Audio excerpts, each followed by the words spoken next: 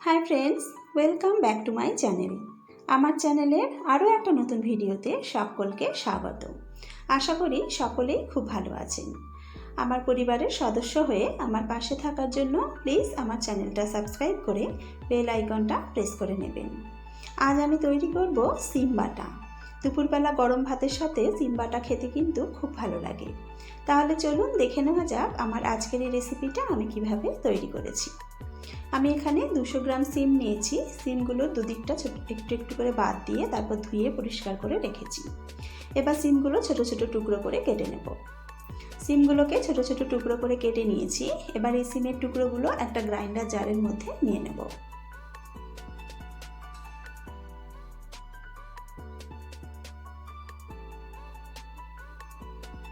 সিমগুলো grinder জারের মধ্যে নিয়ে নিয়েছি। এবার এর মধ্যে দিয়ে দেব দুটো কাঁচা লঙ্কা। আমি এখানে দুটো কাঁচা লঙ্কা দিচ্ছি, আপনারা কিন্তু নিজেদের স্বাদ অনুযায়ী কাঁচা লঙ্কার পরিমাণ বাড়িয়ে বা কমিয়ে নিতে পারেন। একই সাথে দিয়ে দেব 5-6 কোয়া রসুন। এবার সামান্য জল দিয়ে মিক্সিতে একটা পেস্ট তৈরি করে নেব। আমি সব কিছু দিয়ে মিক্সিতে একটা পেস্ট তৈরি করে নিয়েছি। দেখুন পেস্টটা কিন্তু এইরকম হবে। পেস্টটা তৈরি করার সময় কিন্তু খুব বেশি পরিমাণে জল দেবেন না, তাহলে কিন্তু পাতলা হয়ে যাবে। আর যত বেশি জল দেবেন তত বেশি শুকোতে সময় লাগবে। এবার গ্যাসে একটা কড়া গরম করে তাতে দিয়ে দেব 2 টেবিল চামচ সর্ষের তেল।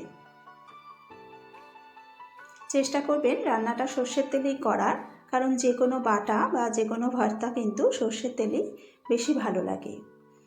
তেলটা গরম হয়ে গেলে একটা শুকনো লঙ্কা ছোট ছোট টুকরো করে দিয়ে দিলাম। আর দিয়ে দেব 1/2 চা চামচ কালো জিরে। শুকনো লঙ্কা কালো জিরেটা একটু ভেজে নেব। শুকনো লঙ্কা কালো জিরেটা ভাজা হয়ে গেলে এবার সিমের পেস্টটা দিয়ে দেব।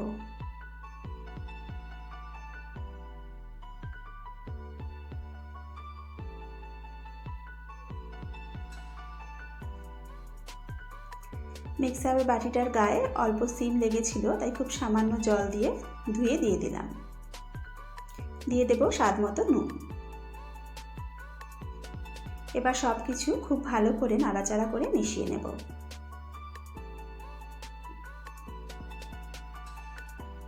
সব কিছু ভালো করে নাড়াচাড়া করে মিশিয়ে নিয়েছি। এবার গ্যাসের ফ্লেমটা মিডিয়ামে রেখে অনবরত নাড়াচাড়া করে সিমটাকে শুকনো শুকনো করে নেব।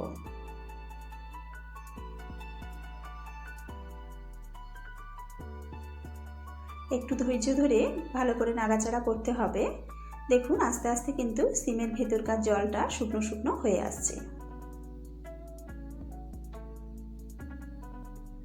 এটা শুকোতে কিন্তু একটু বেশি সময় লাগবে।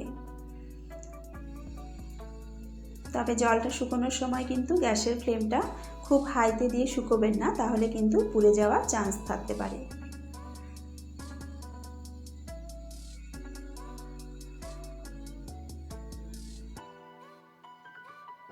দেখুন সিমের ভেতরকার জলটা কিন্তু অনেকটাই শুকনো শুকনো হয়ে এসেছে।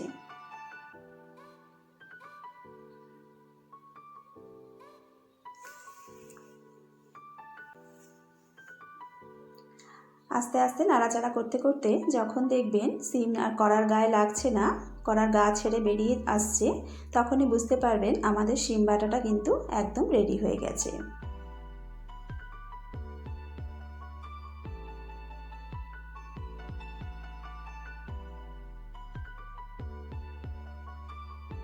আমাদের সিম বাটা একদম রেডি।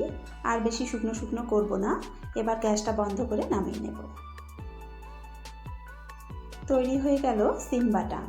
দুপুরবেলার গরম গরম ভাতের সাথে প্রথম পাতে এই সিম দিয়ে খেতে কিন্তু খুব ভালো লাগে। আপনারা এইভাবে সিম বাটা একবার বানিয়ে খেয়ে দেখবেন, আর কেমন হয় আমাকে কমেন্টস করে কিন্তু জানাতে ভুলবেন না। আমার আজকের রেসিপিটা ভালো লেগে থাকলে লাইক, শেয়ার ও কমেন্ট করবেন। আজকের ভিডিও এখানেই শেষ করছি। আবারও হাজির হয়ে যাব অন্য কোনো নতুন ভিডিওর সাথে।